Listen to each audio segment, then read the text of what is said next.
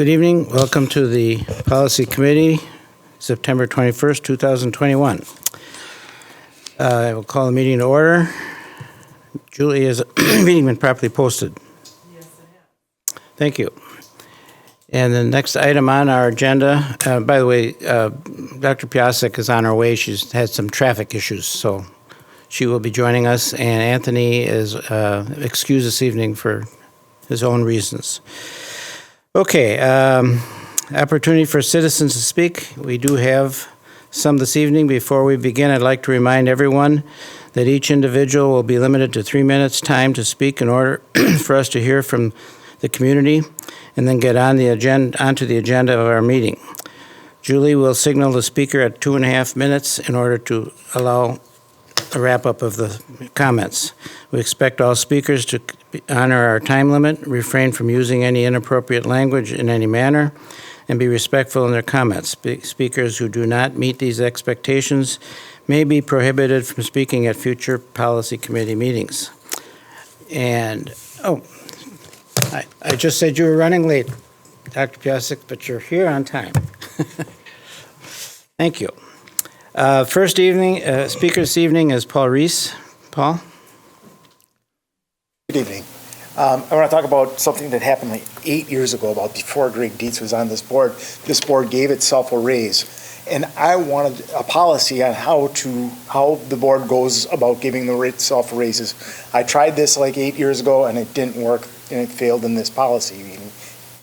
And that is, what the board did was, and this was when Dan Warren was stepping down as the chairman of the board, he gave the board an $800 a year raise. And the way raises work with public officials is they have to make a public announcement and they have 30 days to come back and vote on it. They have to have a reply period here.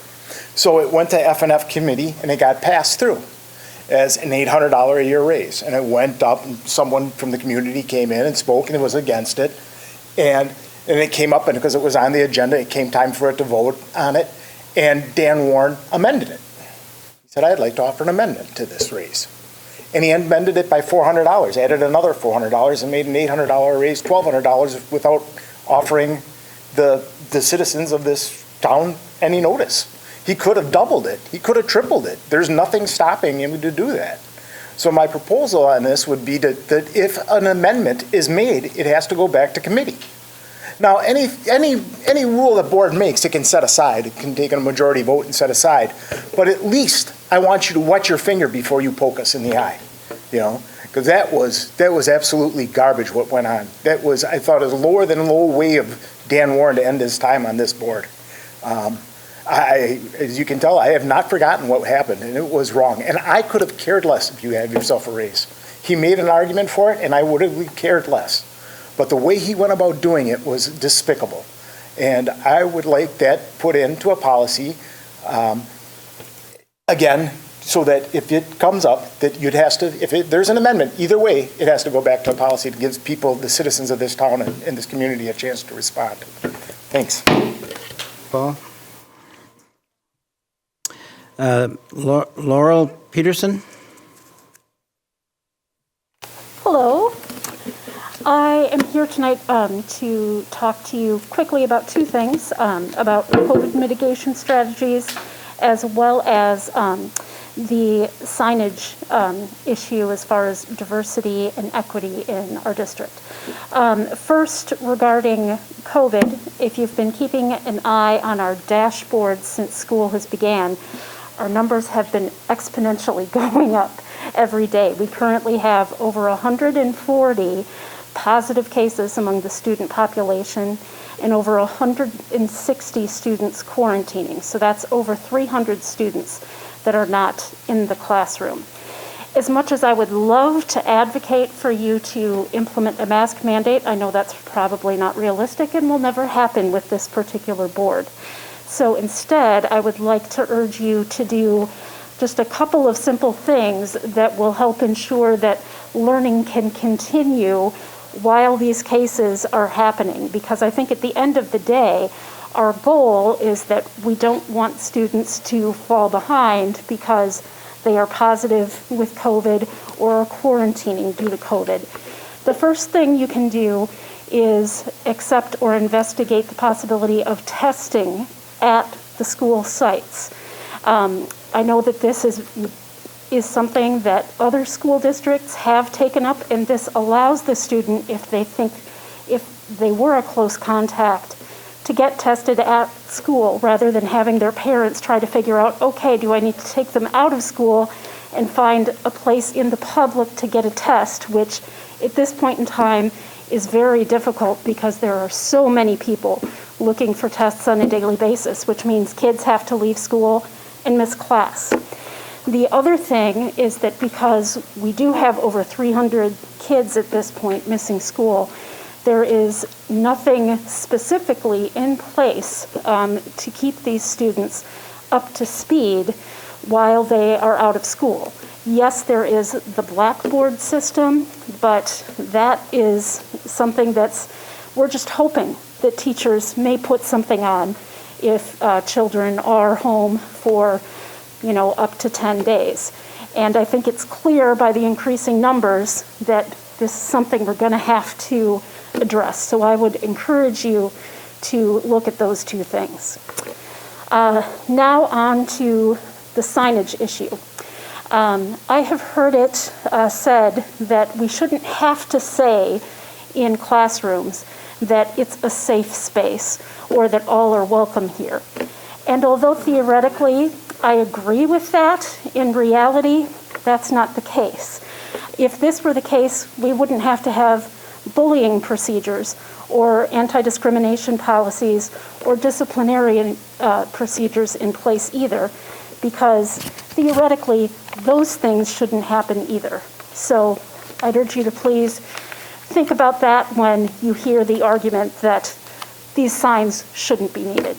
Thanks. Thank you. Greta Voigt, please.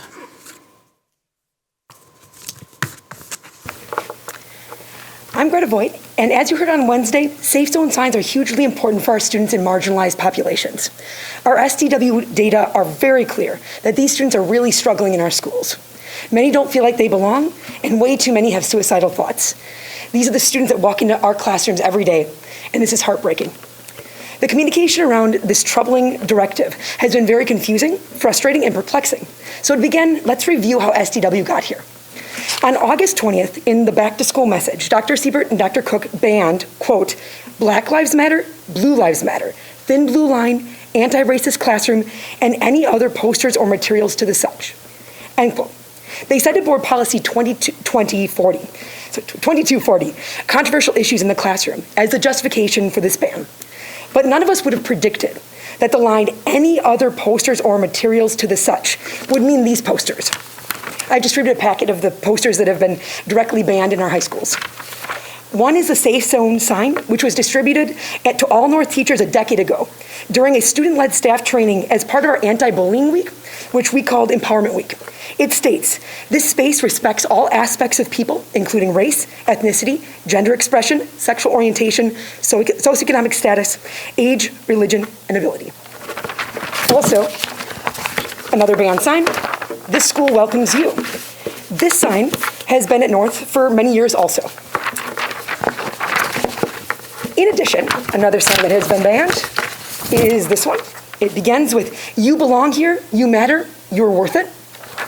And the most recent sign that has been blocked from being placed into our classrooms, it literally states the school district of Waukesha's non-discrimination policy. These signs were not articulated in the original Welcome Back memo. Instead, these signs have been banned by individual emails, sign by sign, sent by our principals day after day after day. So why is this happening? At the beginning of the school year, our principals told us that safe zone and welcoming signs were allowed. Then on the second day of school, we were told that Dr. Siebert was banning safe zone signs because they were controversial and political. Now in the Freeman article from last Thursday, Dr. Siebert stated that these signs are not political. So instead we're being told that they're being banned because they're advocating outside the scope of our curriculum. So if staff are directed to remove signs outside the scope of the curriculum, that would mean advocating or supporting for the Packers. Also, all Packer symbols would need to be removed. No school spirit signage, because that's outside the scope of our curriculum. No college banners, no tardy policies, no pictures of teachers' families. Now, this seems like a really slippery slope, and I don't believe that any of us want to go to that extreme. So please help us to create safe spaces for our students and encourage Dr. Siebert to rescind his ban on welcoming and inclusive signs. Thank you. Thank you. Diane Voigt?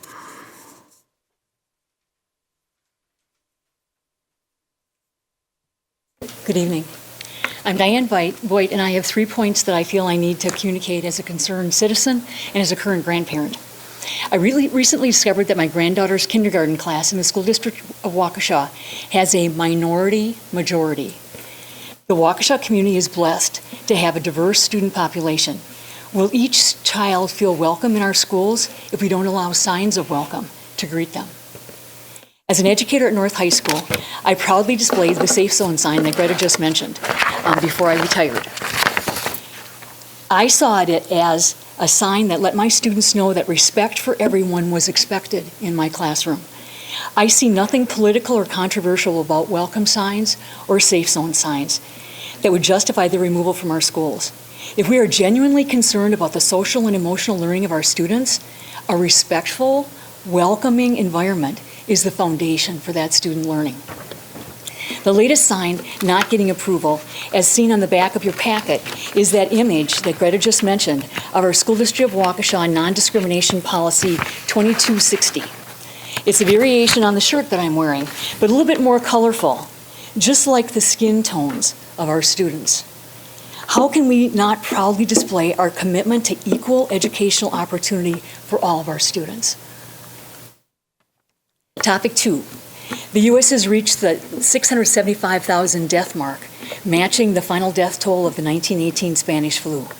And with the latest variants, COVID is far from over and is affecting kids. Have you looked at our dashboard lately? As the previous speaker mentioned, the case numbers are going up every day, with 17 staff members currently being isolated, along with the students that she mentioned. 2 of the other community transition criteria have already been met. 75% of hospital acute beds are full, and 85% of the hospital ICU beds are full. Since September 13th, we have fallen below the 75% sub-fill rate for all positions 5 consecutive days, 5 times. And recently, one day was below 50% sub-fill rate. Can we allow our teachers who are isolated to be able to teach virtually as an alternative to be able to get some of that sub-coverage in place? My question, how can we keep our students and staff safely in our classrooms with this growing pandemic? I was proud of the mitigation strategies that guided us through the many unknowns of COVID during this last school year. Maybe we didn't need as much plexiglass as we acquired, but we did determine that masking worked. What is the transition criteria for us now to reinstate that expectation? When will we ask parents to keep their children home if they're sick? I beg you to please consider the lives that are dependent on your decisions regarding masking. I also remind you of Policy 144.2, Board Member Ethics. It states that board members will strive to improve public education, and to that end they will, in item K, remember always that their first and greatest concern must be the educational welfare of the students attending our public schools. Thank you, Diane. Excuse me. Next up is Vincent Dutter.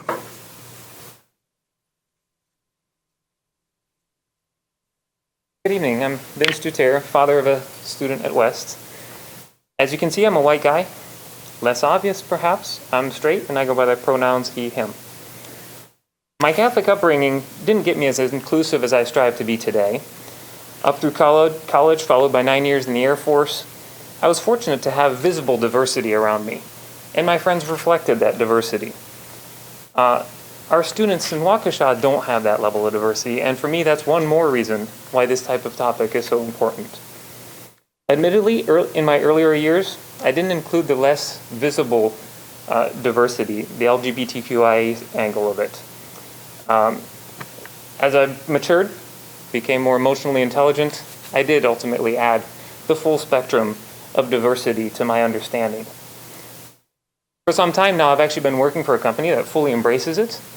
And I thank that company actually for getting me much of where I've gotten from an emotional intelligence perspective and so on. I'm glad that my lesbian colleague can tell me about her weekend with her female partner just as easily as I can tell her about my weekend with my white family. That just seems normal where I work.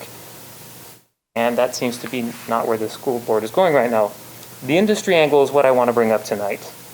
At the core of a letter I sent yesterday to the board, I expressed this self-serving, selfish notion, perhaps, that diversity, inclusion, and inclusivity is good for business. A diverse set of people bring diverse ideas. Diverse ideas lead to progress, and ultimately, a company making more money. And if the company can make more money in the community, that's good for the community. Why don't we consider that? Assuming we don't scare away such businesses. So bottom line, if the district leadership doesn't find it in their current personal views to allow our teachers and staff to display inclusive signage, then perhaps do it for the aforementioned selfish region. At the end of the day, if my LGBTQIA friends and non-white friends get the signs that they deserve, I'll take it. Thank you. Dawn Miner.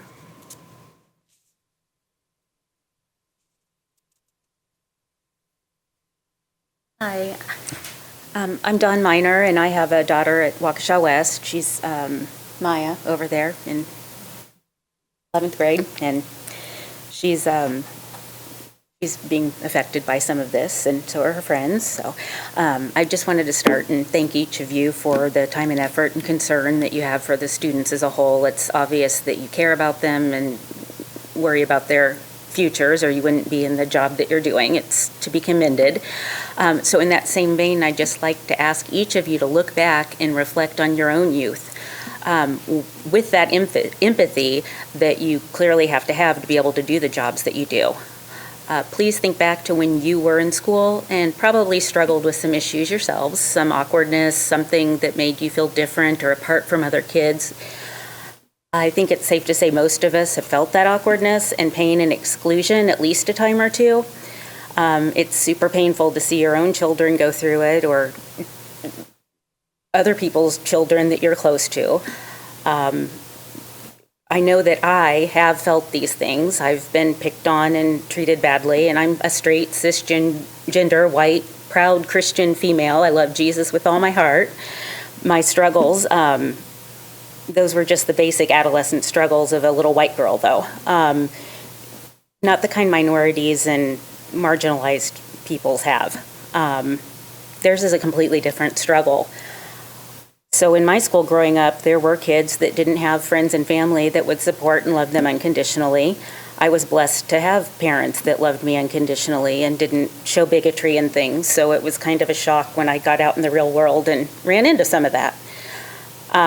There were teachers that we knew we could go talk to, but it wasn't obvious right away. You know, coming in as a freshman, you didn't always know. You had to be in the system for a little while and know who you could trust. There weren't signs telling us who they were, like these kids have been so blessed to have for so many years. But there were the signs in the neighborhoods for the neighborhood watch parents, you know, in the windows, if you remember those. They used to have them to signal to the children it was a safe place to go if they felt in danger when we were those latchkey kids. On the same note, I guess I'm going to be assumptive and assume some of you are Christians. As Christians, we were persecuted too by the Romans in the first century.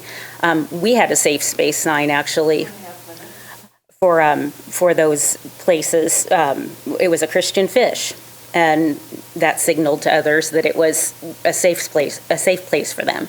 So for many, it might not even be about being gay or straight or having an issue with racism. It could be something that a child like you, or a child that you love is experiencing, and they can feel they can take it to a teacher, hopefully, instead of contemplating suicide.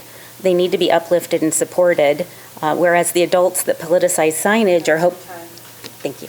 That's okay. Excuse me, Monica Wheely?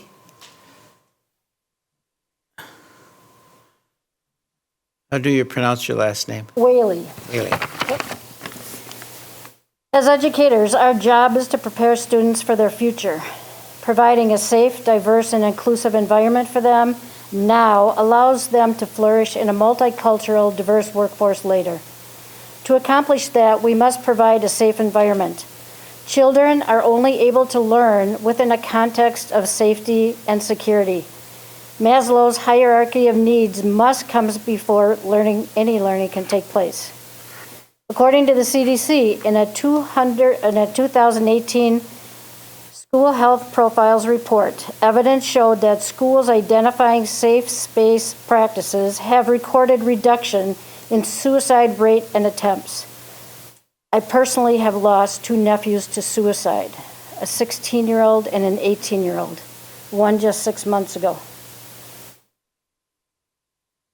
The Trevor Project, a nonprofit organization founded in 1998, focuses on suicide prevention for LGBTQ youth. Their reports show a 4% higher increase in suicide rates of LGBTQ students over their cisgender counterparts. Transgendered students have a 41% higher incident rate than their cisgender counterparts. A study by Goodenow, Zalich, and Westheimer found that if LGBTQ youth have just one school staff member they can talk to about their situation, they are 30% less likely to report making multiple suicide attempts than the youth who do not have a safe adult to talk to. That person must be a trusted adult who has a relationship with the student. The greater number of staff to talk to, the greater amount of students that we can help. How do you accomplish this? By allowing posters and pamphlets, signs that are welcoming to all students. Only placing safe spaces signs in student services is a cop-out. Our counselors are stretched so thin after positions have gone unfilled for years. Typically, counselors don't know the student at all until the student is referred to them. By that time, it's too late. We have had these signs up for years. Why are we taking them down now? Where is the data that supports this move? The only change that I can see is a change in leadership, and that speaks volumes. Thank you. Dave Richmond.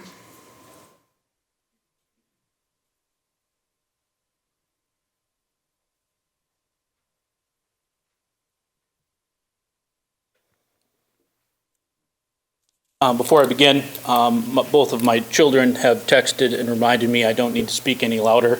I can be heard very, very clearly. Also, I received a message from my kids after last week's events, and it's just saddening. Both are graduates from the Waukesha School District, as am I, and to say that they're embarrassed to be from the city of Waukesha in this school district was really saddening. Before I get into my message, I want to go through a couple of policies that I believe, that I believe need to be reflected upon and thought about and remembered. This would be from the district goals. District goal setting process will include contemporary strategies used in organizations for continuous improvement. Such strategies will be based on the administrative belief statements, current mission, and any vision statements, communicated values, goals, and feedback loops. Employee expression in non-instructional settings. Not make threats or abusive or personally defamatory comments about coworkers, administrators, or officials of the district, and refrain from making public expressions which she or he knows to be false or made without regard for truth or accuracy.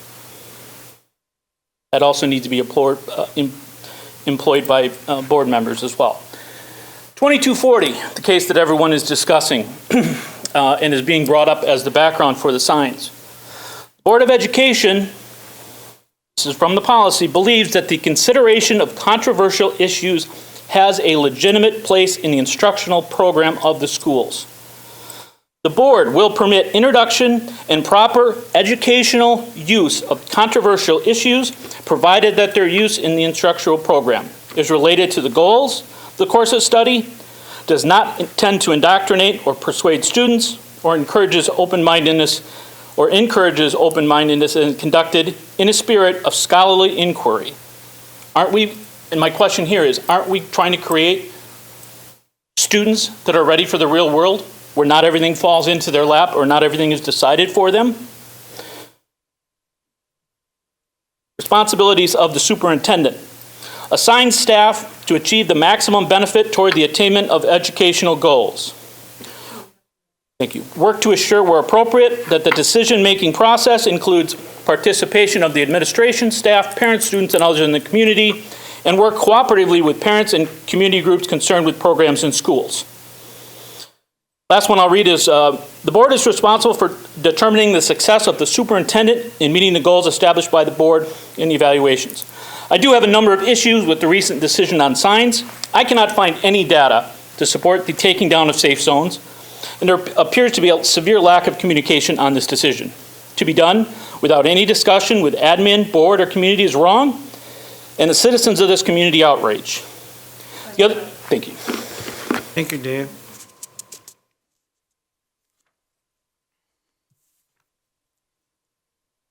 Jalen Crone.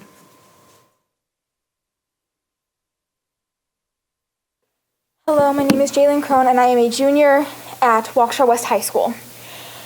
I would like to speak in front of all of you guys today because I believe that the decision to take down any safe space signs and any anti-racist signs is a decision that should not have been made. Personally, for me and for so many of my friends, those were the signs that showed us that we mattered in school. Because those have been taken down, I feel like I am being targeted as not as important as other students, and I feel like I am being excluded from what the student body should be.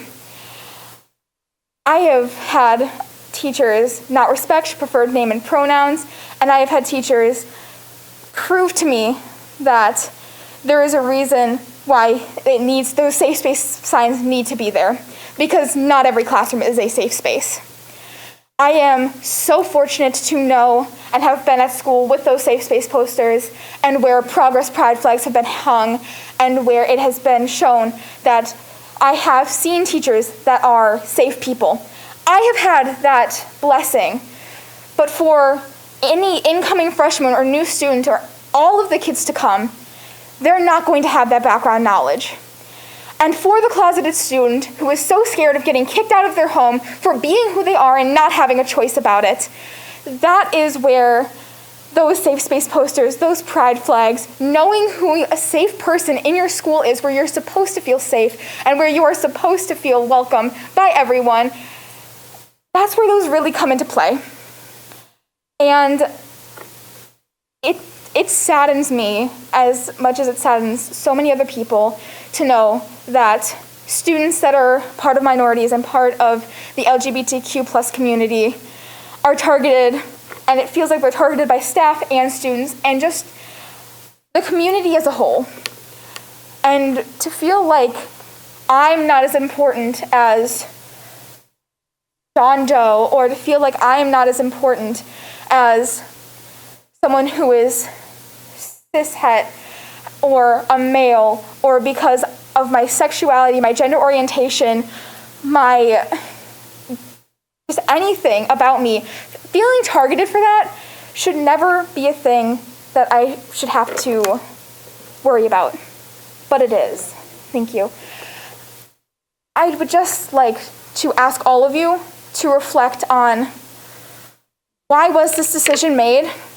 And you guys are the school board for the school district. You guys are the school district. How is this helping any student by making them feel targeted and excluded? School should be a safe place, and it is not. Thank you. Thank you, Jalen. Joshua Randall.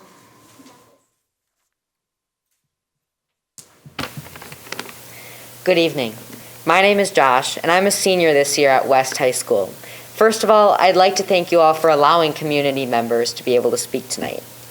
Up until this year, I have not had the courage to speak with someone at school about how I can better understand my identity. But this year, I decided to join the Gay Straight Alliance Club to help myself and others who are struggling the same way I am.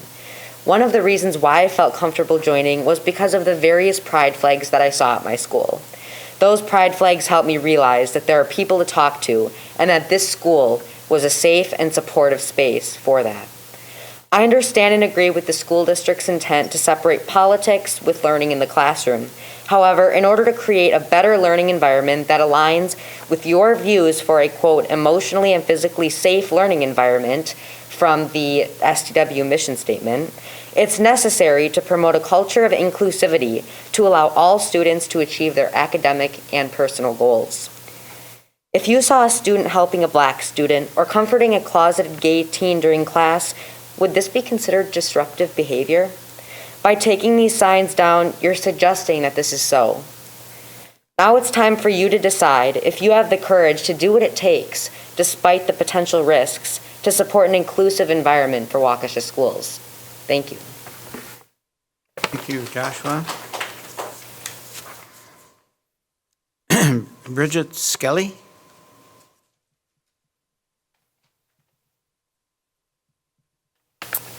Hello, board members. My name is Bridget Skelly, and I'm a teacher at Waukesha West and a parent in the district. I have been teaching high school for 12 years and have had the opportunity to work with so many wonderful students, and I have learned so much that I'd like to share with you. I try to put myself in your shoes and try so hard to understand why you would think the safe zone signs are political.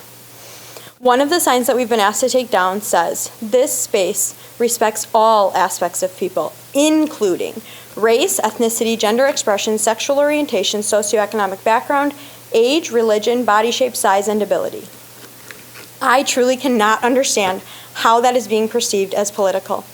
However, I have to remind myself that the members of the board don't have the privilege of working with our students every day, knowing them, loving them, teaching them, and learning from them. You see, for my first 6 years of my teaching career, I didn't hang signs in my room. I communicated my support for everyone in other ways, and I thought I did so well. However, I did eventually make and print the signs that said that my space was a safe space. Much like you, I assumed at that time that the signs wouldn't really make a difference. Of course, my students knew I loved them and that they were safe in my room. However, these students have taught me so much since then. It's not me who makes them feel unsafe. It can be so many things in my room. It could be the homophobic slur from the student at the next table. It could be transphobic language that they saw posted last night to social media by a peer in my class. It could be school board members saying that their identity is political. It could be racist comments by a group of people at lunch before they came to my room. The safe space signs are there to tell them that my space is safe and that they can come to me to find comfort, brainstorm solutions, or just be heard. And before you say they should feel comfortable talking to any teacher about that, our students are here to say that they don't. They don't feel comfortable. These are groups of people who have been marginalized and who don't know who accepts them. The signs are not about me or my politics. The signs are about them. They're about our students and their experience and trying to create an environment where everyone feels safe so that learning can take place. What my students have taught me is that the signs are important to them. And that's why the signs are important to me. And they should be to you. Thank you. Thank you.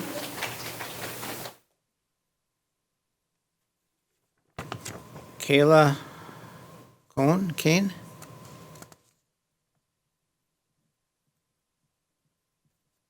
What was your last name, please? Cone. K-O-H-N. Cone? Cone. Thank Yep, you. Ice cream cone. That helps.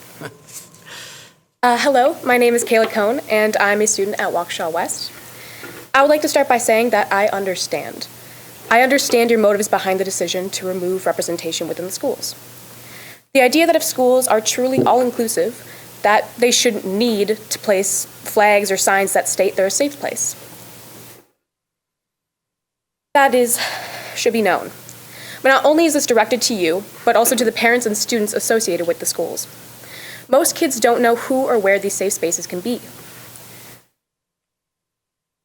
And I can guarantee that even though we still have clubs that remain, like Gay Straight Alliance, Equity, or even Students for Life, if students were truly safe and comfortable expressing themselves and representing their beliefs within the schools, they wouldn't be asking to be taken off of club rosters in order to keep their attendance a secret. You can't assume that all teachers are going to be all-inclusive, and you surely can't expect the student body to have welcoming arms either. I can't anticipate it for my peers, and I feel sorry for the upcoming freshmen who can't either. On behalf of myself and a large portion of the student body, I ask that you please allow both teachers and students to represent their support for both the benefit of the current generation and for the ones to come. Allow students to see every perspective as they grow throughout these academic environments. Find ways to respectfully guide them as they begin to discover themselves. And as a student of Waukesha West who's seen and heard the words come from people's mouths, mocking through their actions, these schools are not as inclusive as you convince yourself for them to be. Thank you. Kayla? Katie Acker?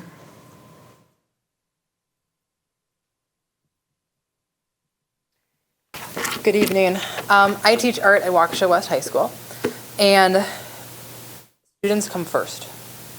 As much as I would like to say that my curriculum comes first, my students are the ones that I need to make feel safe before I can teach them anything. Once they feel like it's a welcoming space, that's when I have my in as a teacher. So I know it's really easy from others to think that, right, we can talk all you want about curriculum and instruction with kids, but if they don't feel like they're coming in and feeling safe, that's my first priority. So before school even started this year, before we got the instruction to take down our pride flags, 2 of them were ripped down off my wall by a student with the intention of purposely ripping them down before the school year started. That is what we are dealing with our student body at this point. And I can't stop thinking about the specific statement lending itself to advocacy beyond the scope of curriculum. We've been told that this is why certain sides can't stay up in our classrooms. But if we're going to start to hold the standard, then it should be held for all. From the outside looking in, it's very easy. I understand where the perspective might be in regards to no political science. Completely agree. But in regards to creating a safe space, I want my students to find a place in my classroom where they can open up, maybe about things that they can't share with their parents, they can't share with their friends. My day is filled with what could be considered beyond the scope of my curriculum. And once I started listing it, I'm like, oh my gosh, the amount of things that I do. This morning, I had a student come to me, Mrs. Acker, I'm not feeling very well. Can you feel my head for me? My hand to the head, you need to go home. Go to the health room right now. That's beyond my job. That is beyond the curriculum and instruction of my kids. Helping a student find a job, apply for a job. Helping a student navigate asking someone else to homecoming. Again, beyond curriculum. My day is supposed to be filled with beyond the curriculum. Really, when we start to think about that, beyond the curriculum would include extracurricular activities, clubs, sports, Packer signs. All of that is beyond curriculum. So if we're going to hold this for one thing, we have to hold it for all. So when I think about we're putting social emotional learning first, that's not in my curriculum. So is the district technically going against its own policy if we're putting social emotional learning in this beyond the scope of curriculum? Thank you. Thank you, Katie. Is there anybody that we missed that wanted to come forward? Please. My name is Kimberly Flood. I didn't arrive in time to sign, or I'm not sure what the process is. Julie will give you a form that you can. Oh, okay. Afterwards? No, you can Okay. go ahead and speak. I just wanted to state that I'm a parent of 3 children. 2 are in the middle school at Saratoga, and 1 is at STEM Randall. And I know it's easier for you to hear this way, so I'll do that. Thank you. And my children noticed when the signs went down. They said something to me. And the fact that you chose to take the signs down is a statement that I don't think reflects well on what's important to our Waukesha officials here who are leading all the students and parents in our community. That's all I have to say. Thank you. I'd like to thank all of you for sharing your thoughts with us. And we will now move forward. We have just 2 action items.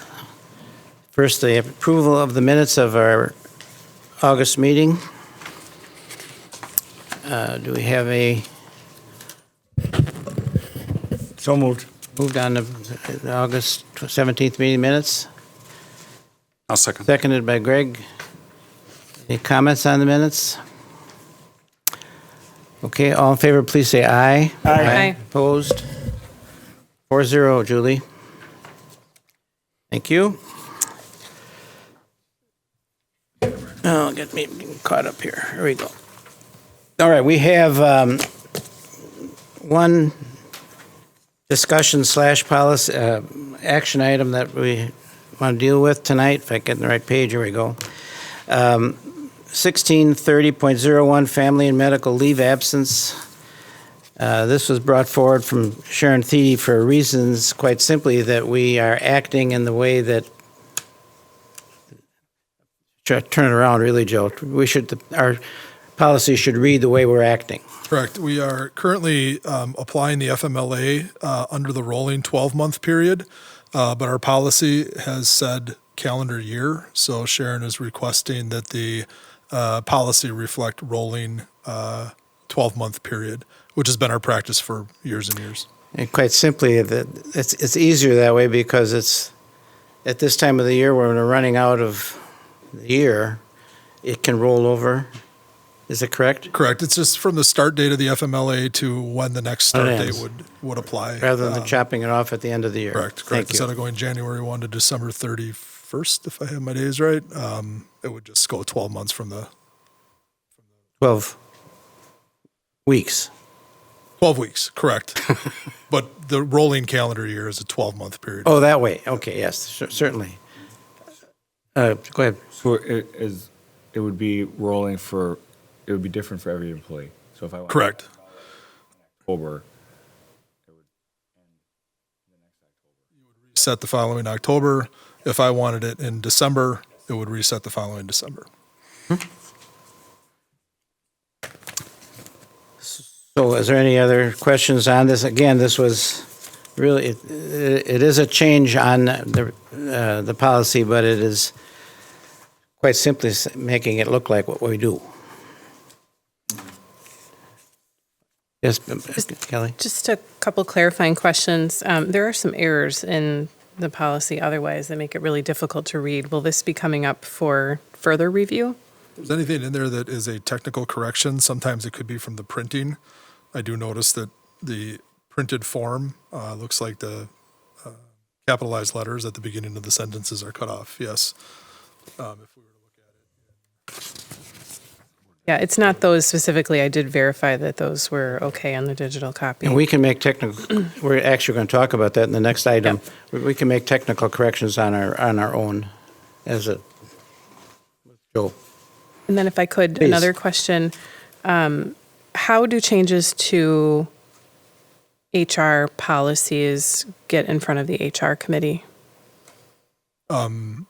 Sharon or a member of the HR committee could request to have a human resources policy reviewed with that committee.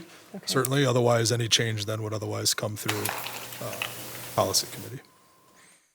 Was one more? Please. Should we be expecting further discussion about things like prorating of sick days or any other related things to this policy? My understanding was there were other ongoing discussions related to FMLA. Could you repeat that, please?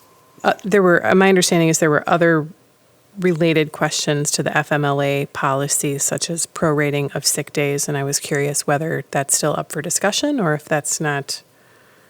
This was the one change that was brought forward this evening. Certainly, I can follow up with Sharon with that question, and we can get an answer to you in a board update, or it could be agendized at the HR committee for discussion. It does seem like something that should go to HR first before it comes to the policy committee to review the details. Yeah, our practice has been that the policy would come to policy as a recommendation from the HR department, but certainly committees can have that discussion. We've done that with a number of other policies in the past. Okay. So I will follow up with Okay. Sharon on those. Okay, any other discussion? This is an action item, so I would be seeking a motion. Greg? I thought you were raising your hand. I will. I'll move to approve policy 1630.01 With the change on page 2. as stated with the correction. Yep, on page 2. I'll second. Seconded by Kelly. Any further discussion? And we will pursue the rest of those items forward. All in favor of accepting the modification, please say aye. Aye. Aye. Opposed? 4-0, Julie. Thank you. And, it's in the same packet here. That was really the only action item we do have behind all this. We do have a group of policies, 7 policies with minor technical revisions on the agenda, on this agenda. Just for everybody's information, if it's a technical correction, that means it could be a simple spelling error, grammatical correction, anything that doesn't change the substance of the policy itself. That correction may be done through our student services group where these are written and corrected, but they would then ultimately reach the board through the corrections that have been made without any proofing. You want to go on, Joe? Yeah, so we have, if you'll notice under bylaws and policies in your packet, you'll see 3.5 pages of proposed technical corrections. Julie and I met with Steve Bloom from Neola last week, and we reviewed what is going to be this updated release of policies. And in that, there were these 3.5 pages of technical corrections. So what we did was we brought forward a few of these technical corrections to you to see, just to show you the nature of what those corrections are. Each month now, what are we, September, October, November, December, we will continue to bring you the technical corrections as we process them in our system and then ultimately through Neola. But if you look at policy 0165, change of regular meetings, you can see that there's a line struck in red and there's an addition in green. Meeting notices of scheduled board meetings shall be posted in accordance with state law. We want to make sure that we're in alignment with state law. In the event that the law changes, then the policy stays current. If we maintain that 24 hours in there by itself, if the law changes, then the policy would not be accurate. We'd have to come back then and do a policy change. So they consider something of that nature a technical correction. In the English language proficiency policy 2260.02, there is a minor change on the second page of the policy towards the top where you can see that English language proficiency ELP 5 is struck and they just use ELP. That is an example of a technical correction that Neola would propose. It's already defined earlier in the policy. Similarly, under program accountability and evaluation, as we've talked about in past meetings, Board of Education, the of Education is now being removed from policy. It just says the board. And then a copy of the accountability reports and rankings, that is being removed. That is being added into another policy, which is why you can go back to this bylaws and policies update. And it's been added to policy 2700. So that's why some of this stuff is minor in nature. It already appears in a policy or a policy revision, and that's what. So they don't require committee approval. They do require committee notification. So again, we'll be bringing this stuff forward to you as we move into the months ahead. Okay. Certainly available for any questions or discussion. But. Well, one of my questions you answered, that will, as these come forward, we'll all be notified. Correct. Excuse me. We will do the update at each committee meeting, Mm-hmm. and then the whole board will be notified through their packets weekly or monthly based off the policy committee. Okay. We've been doing that for some time now, a couple of years since that originally was allowed to us. Correct. Yes. So that really is item F on our agenda. No further discussions on that one? Straightforward. Recommendations for for future meetings. Anybody have something you want us to be looking into? You can always remind us along the way, but just checking. I'd like to just foreshadow that we did have that meeting, and we reviewed, it was about 30 policies that we'll be bringing forward. We will work over the next couple of weeks to get those policies in draft form for the October policy committee. It is our goal to make sure that we are on top of these policy updates then going forward. So we'll be looking at them in October. We'll look at them in November. We can talk about chunking them appropriately, but we want to have, to the best of our ability, this series approved no later than the December board meeting. Because then in January or February, we'll be getting another series of updates from Neola. Again, some of those are technical corrections, which you see tonight. Some of those are minor tweaks in policy. Some of those things we can accept, some of those things we can reject, but that's just how the flow of policy goes with them. Let me ask a question. I don't want to take forever to find it in there. One of the corrections that dealt with whether it was a union school district or a common school district, we don't have to deal with. I forget the two terms, how they're used. I think it's a union school district needs to have an annual meeting. That's the annual meeting is the issue in here, yeah. We are a common school district that has to have a budget hearing. That's I guess, the kind of the difference. dummies version, my version of understanding how that goes. And so we don't have to deal with the annual meeting provisions. We just have to have the budget hearing. Okay. That's what I was thinking of. The budget versus the annual meeting, it was stated in there. Okay. Just Good. again, to remind the board, remind the community and anybody who's watching, Neola provides us a template. Those templates get reviewed. Recommendations come to our committee for approval. The board has the final say on anything that is passed. The board owns those policies. We're just using them as a service to keep us on pace and on track with any legal updates or best practice updates that they would recommend to us.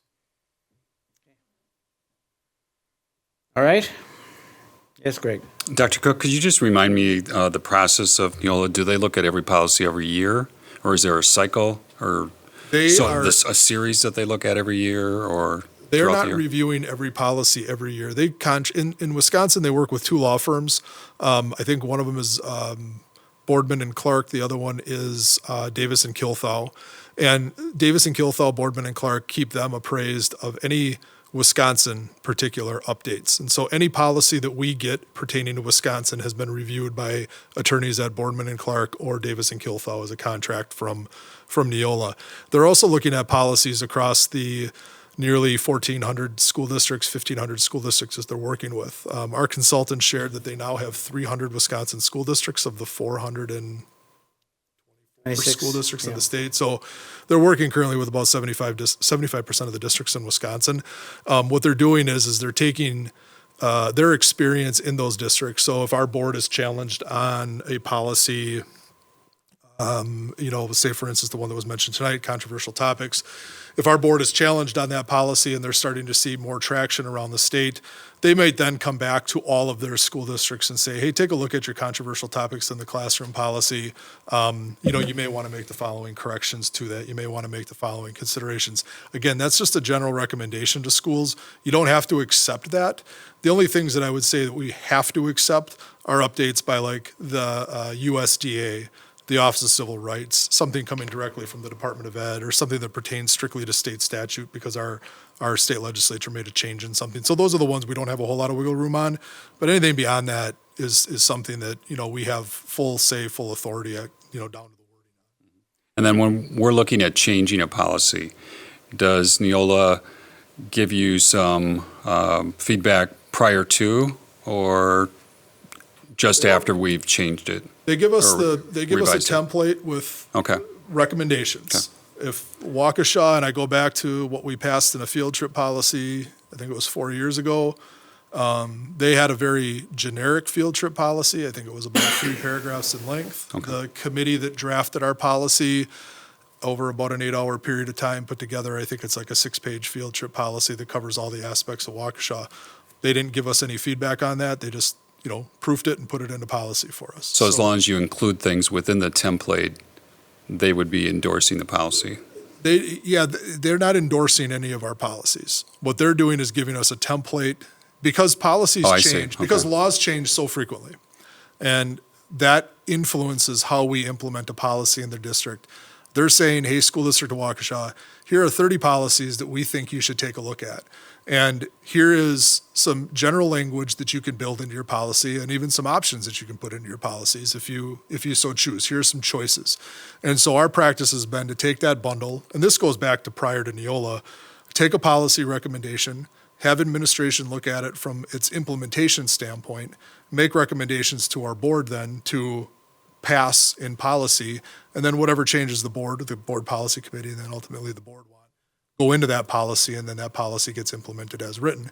There are some things that Neola doesn't have on their books that we have on ours, like our discipline policy, 5600.01. That was very unique to Waukesha. That policy used to be an administrative guideline, or a policy guideline in the district, I think, for about 20 years. So we have some policies that are very, very unique to Waukesha. We've got things that we have adapted to Waukesha, and we've got other stuff that I would consider to be boilerplate language that just identifies how the district runs, particularly to the bylaws, the Zero series in our book. A lot of those are just standard, this is the authority of a school board, this is policy, this is administrative guideline, this is, how you guys are going to operate from a quorum standpoint. A lot of that stuff is boilerplate legal language. Thank you very much. Yep. All right. And with that, we may adjourn the meeting. Next meeting will be October, I didn't look the date up. Julie? Oh, we'll have October 19th. 19th, thank you. We're closed. Thank you.